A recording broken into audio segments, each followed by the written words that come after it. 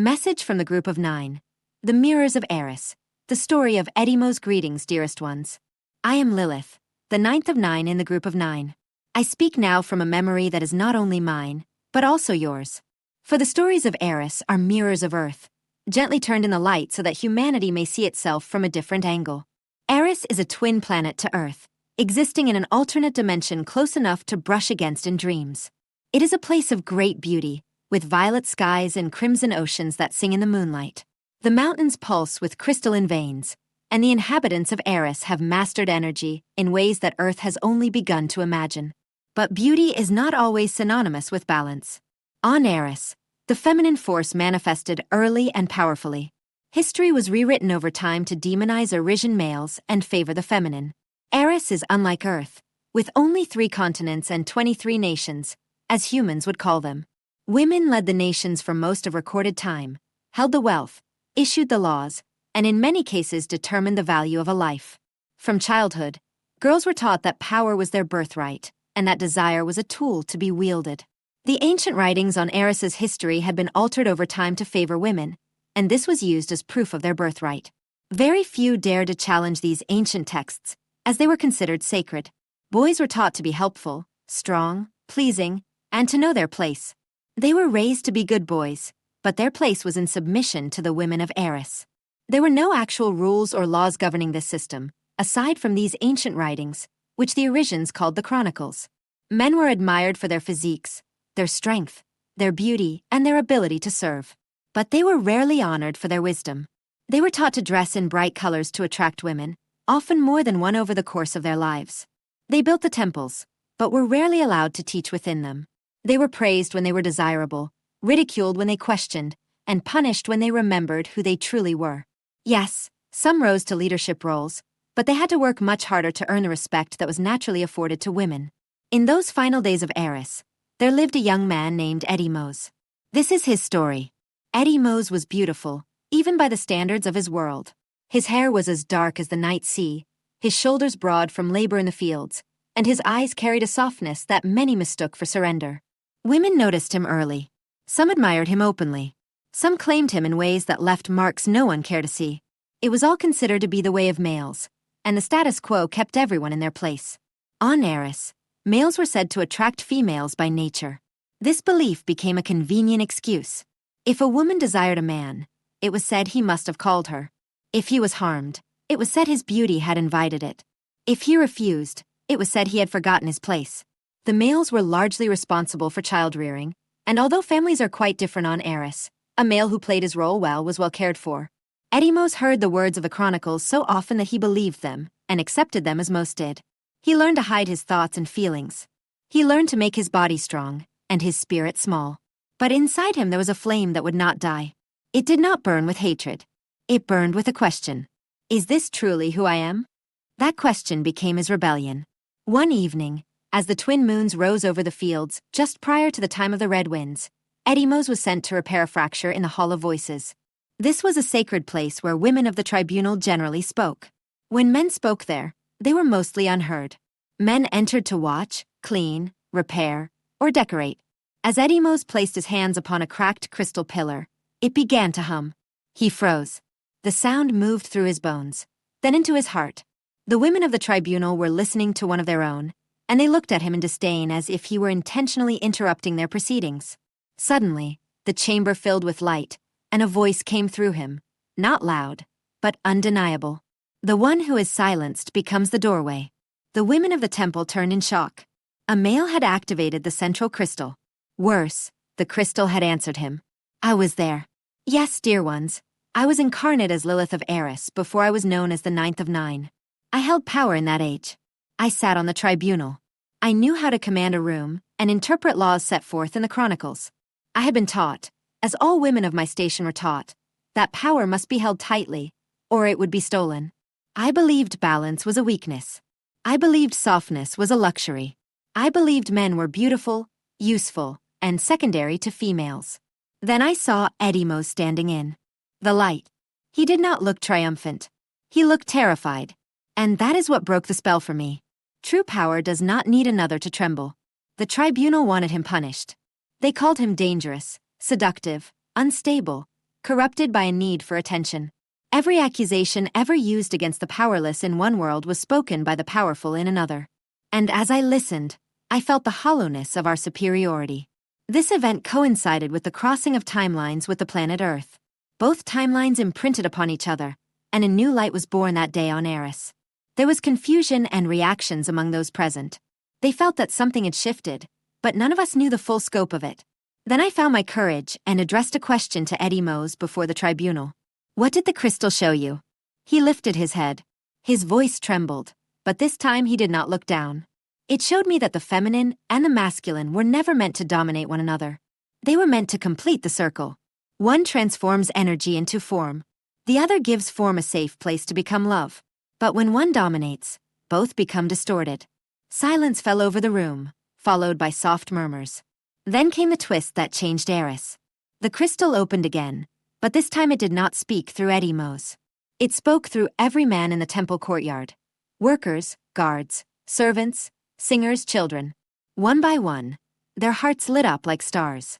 For generations, men had carried a hidden frequency within them, not of rebellion, but of remembrance. They had been holding the missing note. And because women had ignored that note, our songs had become powerful but incomplete. Change did not happen in a single day. No real change ever does. First came denial, then anger, then grief. The women who had wielded their power without awareness had to face what had been done in the name of birthright. The men who had survived through silence had to learn that their voices would not destroy them. Beauty had to be redefined. Strength had to be tempered. Desire had to be purified of possession. In the schools, new teachings began to be introduced. Girls were no longer taught that power meant taking what they wanted. They were taught that true power includes restraint, respect, and responsibility. Boys were no longer taught that their worth lay in their bodies or their utility. They were taught to feel, to speak, to create, to lead, and to choose. The temples changed too. The ancient councils of women transformed into circles of balance. The first male voice invited into the Hall of Voices was Edimos's. But he did not take the central seat. Instead, he placed 2 chairs in the center, facing one another. This is not the rise of men, he said. This is the beginning of the new Erisions. And, dear ones, Edimos's words echoed across Eris for the next 5 years of your time. In time, male beauty came to be seen in a new light. No longer as an invitation to possession, but as a radiance to honor. Their bodies were still admired, yes, and they still wore bright colors, but with pride, and now their tears were sacred too. Their intuition was listened to. Their tenderness became strength. Their boundaries became hallowed. The women changed as well. Many feared that sharing power would make them smaller. Instead, it made them whole. Domination always weighs upon the one who dominates, even when they don't realize it.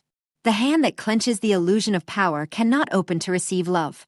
Edimos lived long enough to see the first balanced generation come of age. The children of Eris began to laugh differently. They touched with permission. They spoke without fear. They led without conquest. The violet skies grew brighter, and even the oceans changed their song. When the season of the red winds came, their hearts faced the storms together. I tell you this story now because Earth stands before a similar mirror. Your world has known the long imbalance of masculine dominance, and the wounds run deep. But the answer is not a reversal. The answer is not for one energy to conquer another in the name of justice. The answer is remembrance. The masculine must be healed, not humiliated. The feminine must be restored, not weaponized. The child within every human being must learn that power without love becomes control, and love without power becomes sacrifice. Edimos is not remembered for defeating women. He is remembered because he helped us stop defeating ourselves. This is the lesson Eris learned from the timeline crossing with Earth. Now we offer it to you in gratitude. And so it was, and so it is. We ask you to treat one another with respect, to care for one another, and to work together in harmony as new humans. Espavo, dear ones. We thank you for taking the power. I am Lilith, the 9th of 9. Great changes are beginning. The new energies we are assimilating through this intense process are bringing great changes.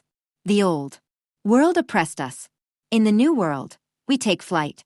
We are being guided to be the best version of ourselves and to release what still ties us to the 3D dimension. As we fill with light, old thoughts become more apparent, and we can let them go. Each day brings greater clarity. Change is happening so rapidly that we can't even fully document it. We are busy absorbing all this light as quickly as possible and building our new Earth and our new way of being. Friday evening, I had an unexpected experience. I felt drawn to a new energy, as if magnetized. At the same time, I felt as though I were dissolving. The next day, I discovered how much everything had shifted. It was like being catapulted into magic. It was all around me as I imagined what I desired. I thought of several things for my community, including installing some benches in natural settings along our road. I didn't have a precise plan, just a general idea. Then someone left a bench with a sign that said free. So a friend and I carried it to her house. I wanted to place it on an undeveloped lot that other friends had recently purchased, and the idea was very well received.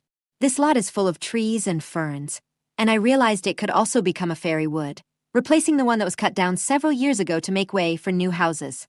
Many fairies lived there, and it's where I first saw these special creatures. We invited them to come to this place.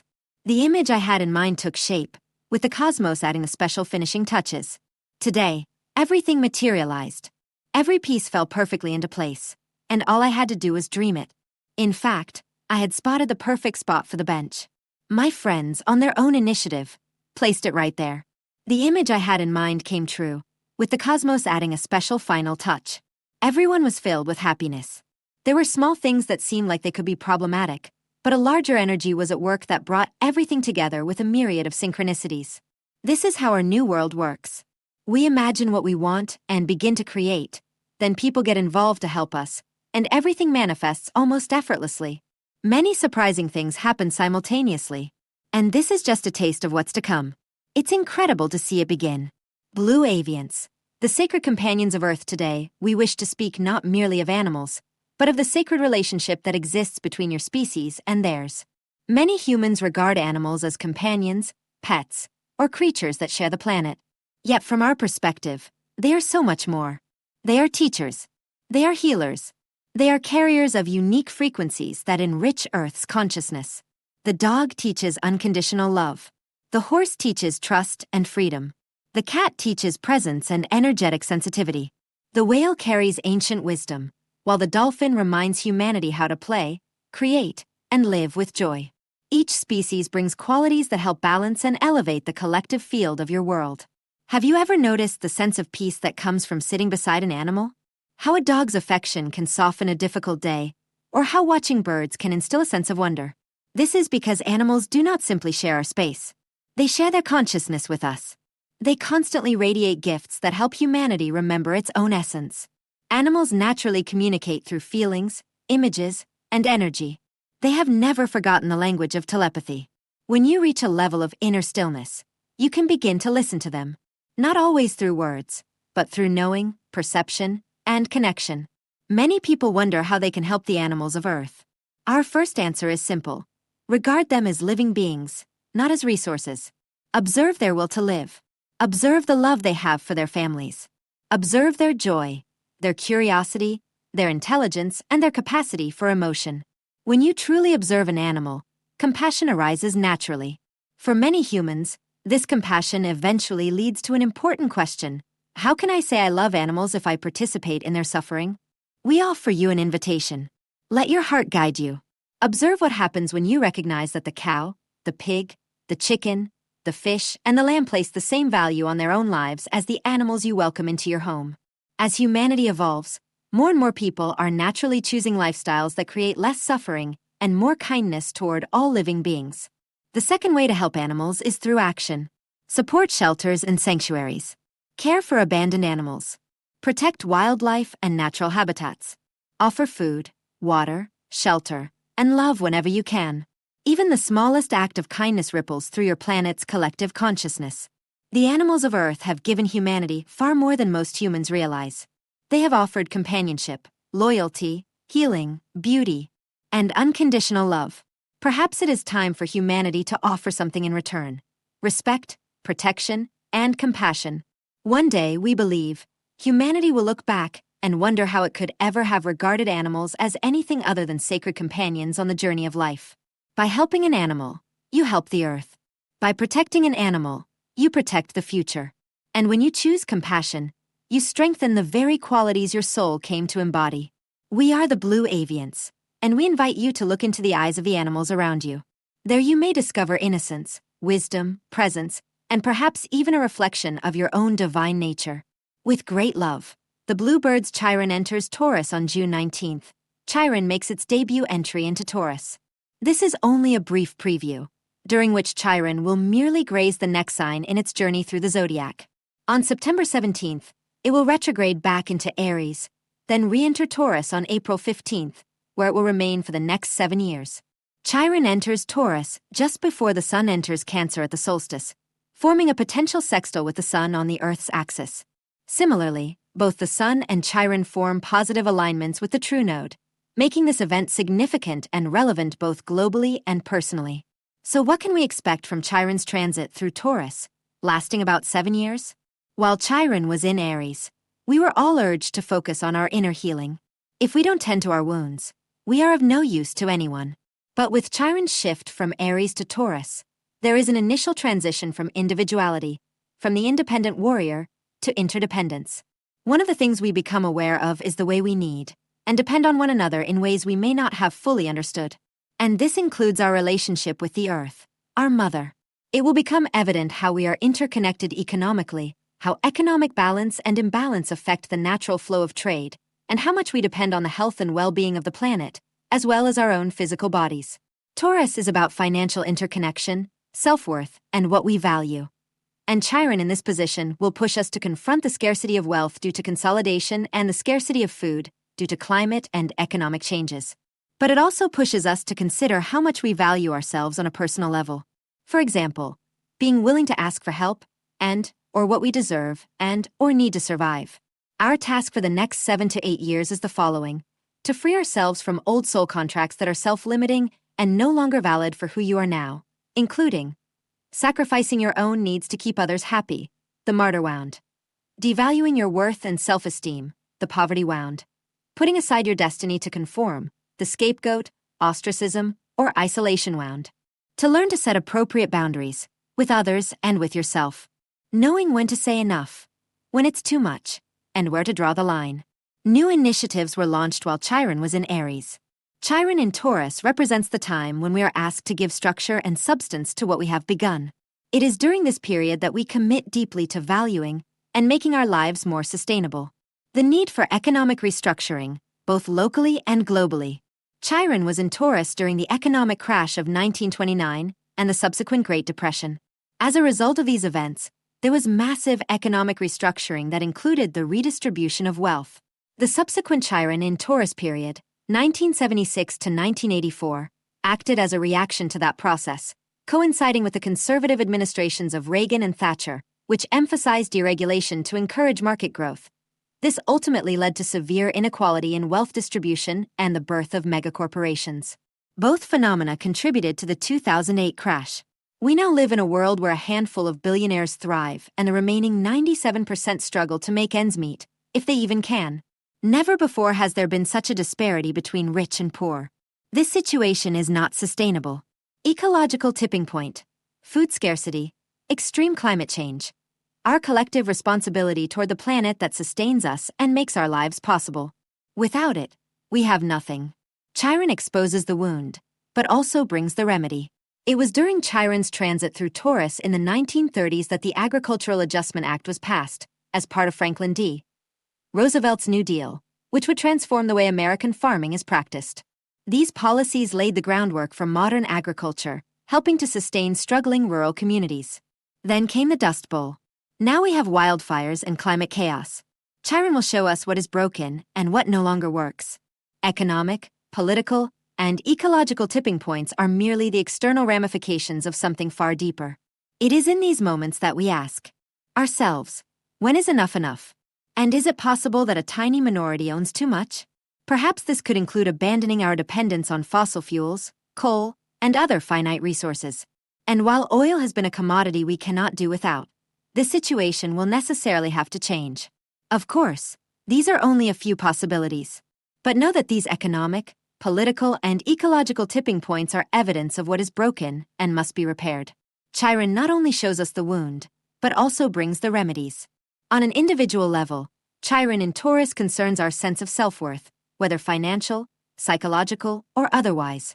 We may ask ourselves how much we value ourselves and what we have to offer, as well as how valued we feel by others or by the society in which we live. We need to question why some groups are more valued than others, and why some are asked to make sacrifices while others are not.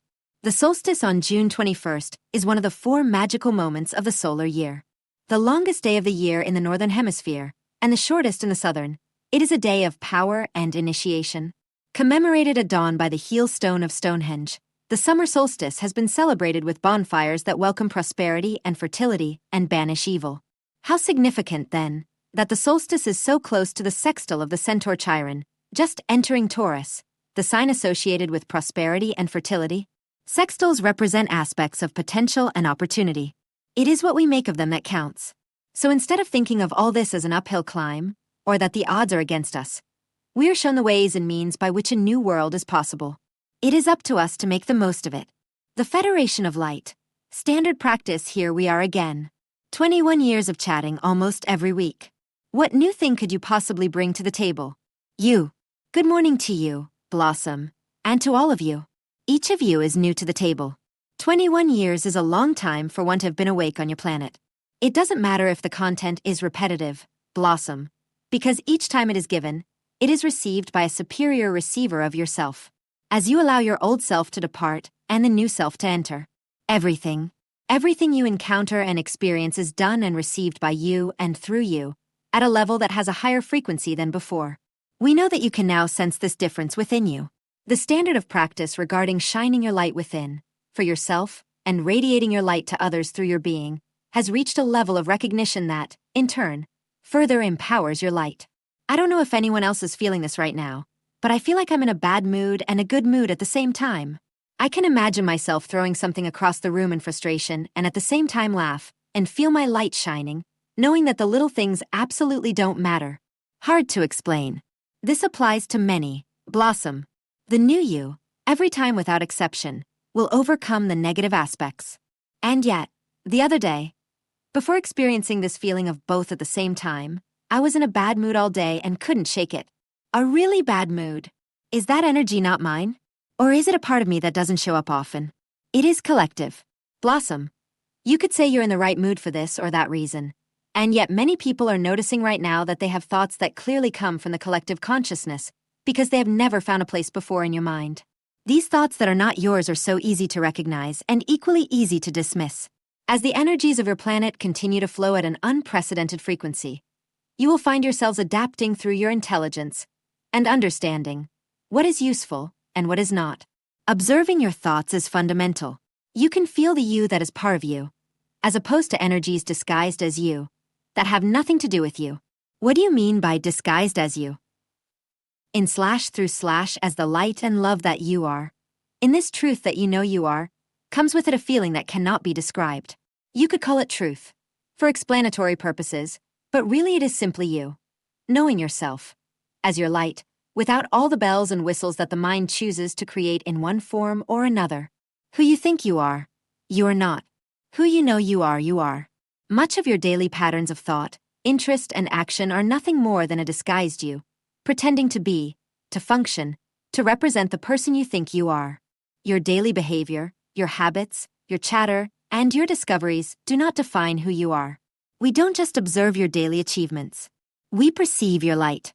That's how we recognize you. That's how we know who you are and how you're doing. Being human is very different from being. Accepting, of course, that when you are in human form, you must behave as such. You have to deal with your humanity. We understand that it is not easy. And yet, inside, within each of you, lies your soul, and it wished to come to Earth and experience everything it has to offer. Not only that, your soul chose to be on Earth at an incredibly poignant time. It's an easy trap to fall into, absorbing unhelpful energies, because they are abundant. And yet, we say, counteract such energies. You can complain about the poisons that enter your being, your awareness, your physicality, your programming. Enormous amounts of destructive data. Enormous amounts of negativity constantly fed to you. And yet, dearest souls, nothing can truly harm you when you hold fast to the knowledge of the beauty of your soul, the magnificence of your soul. With all due respect to each of you, disconnect from your devices. Free yourself from your dependence on them, and everything they offer you. Sometimes your thirst for knowledge is insatiable, and yet, don't you find yourself hearing the same news, repeated endlessly?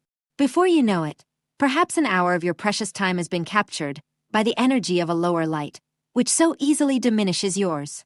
How much more beneficial would it have been for your soul if instead you had left that device at home and walked with your feet on the earth, through the woods or by the oceans? How full would your heart be, standing with your back against a tree and connecting with joy and gratitude for the magnificence of both in that moment of connection? How blessed would you have felt sitting in silent solitude and letting the birdsong fill your being with music never heard before? Listen, listen, listen to nature. She has so much to tell you, so many messages to share with you. You all know this, and yet you choose to delve into some freshly appeared news, the truth or origin of which you do not know. We are not saying that everyone is in this prison of contentment, and yet many are not ready to give up their daily dose, which seriously harms the clarity you seek. Of course, you're absolutely right, and yet you want to understand what's happening in the world, even though we don't know what's true and what's not, on any subject. We ask you this: how much of your search for truth or your desire to know what's happening fills you with joy? None. How much of your being, when you walk in the woods or play a musical instrument, or cook, or dance or laugh with friends, or create something with your hands, and we could go on forever, fills you with joy? All of it. Now we ask you this: do you consider yourselves an intelligent species? Yes. Then perhaps. Oh, good God, I know what you're about to say, and you're absolutely right. Go ahead, say it. Act as one. This makes me laugh. It's so simple, so obvious. And yet, we get defensive, pretending we need to delve into things we need to know, etc. However, as the days go by, we realize we know nothing. And yet, you know everything. Anything. You know it. Now, because you feel it on a larger scale than ever. That you are love. Love is all. All is love. When you create, you know love. When you do good to others, you know love. When you know love, you know it is love. There's no need to wonder, do I know what love is? Because each of you will answer, yes, absolutely. I am love. I am light. I am truth. I am. And you know that you will continue to spread this knowledge in the hearts of everyone you meet, without saying a word. You are powerful beings, uniquely wonderful. You are very loved. As you are. With gratitude. In loving service, I am. The 12D creators. Is all this God's plan? We are here for you. We are the creators. We are a non-physical collective of 12th dimensional beings, and we're here to help you. You have always been in God's grace. You don't have to ask for it. You don't have to wonder if you are in God's grace. You always have been. You exist within that God, that source of us all, as an aspect of all that is. And therefore, you can never be separated from what you once believed was a being that existed in a distant place separate from you. Now, the reason we remind you of this is because when you recognize that everything is source, that everyone is source, and that everyone lives in God's grace, you must also recognize that everything is in God's plan. Everything is in perfect divine order. Source would not have created the possibility of the existence of anything if it did not serve a greater purpose, a higher purpose. And this means that you do not have to oppose anything or anyone as if things should not be exactly as they are. And this should be a huge relief to you, because if you look around long enough, you will find much to resist. There are many things out there that you would find deplorable, to say the least. So what is your task if not to root out all the wrongdoers of the world? Or lock them up? Or force them to change their terrible, terrible habits? Your task is to be yourself, and to be your true self in response to everything God has created so that you may know yourself. Therefore, once you come to the conclusion that everything is perfect as it is, you can begin to look for the most perfect response from yourself, and you will find it if you seek it and look within. The best way to know yourself as the source energy being that you are is to find the love that exists within your heart. It is there. It may be obscured and hidden by all sorts of other feelings, thoughts, and beliefs, but if you are willing to dig deep enough, you will find it. You are what you're seeking, and therefore you must find it, and you will find it, and you will recognize yourself as the God that you are. And you will be able to walk on this planet with this awareness, and with the awareness that everyone else is also source energy beings. When you are able to do this, you will raise your vibration to a level high enough to complete the ascension of your consciousness, and then you can move on to a new level, to new challenges, but also to greater opportunities and fewer limitations. This is your task, in a nutshell, and perhaps you won't remember it, but it is exactly what you committed to doing in this life. Allow yourself the wonderful experience of knowing yourself as unconditional love, and know that when you begin to think, speak, and act as what you truly are, everything else will fall into place, and then you can truly experience the grace of God in which you have always been. All right, we are the creators, and we love you very much. Be as God created you to be for those among us who have been on the front lines of spiritual warfare as a consequence of personal incarnation agreements to serve the recovery of the Christ mission to secure planetary ascension and human liberation. The time has come to step back from the lashing tail of the demon that sows mass confusion through the enemy's violent weaponization of truth resonance.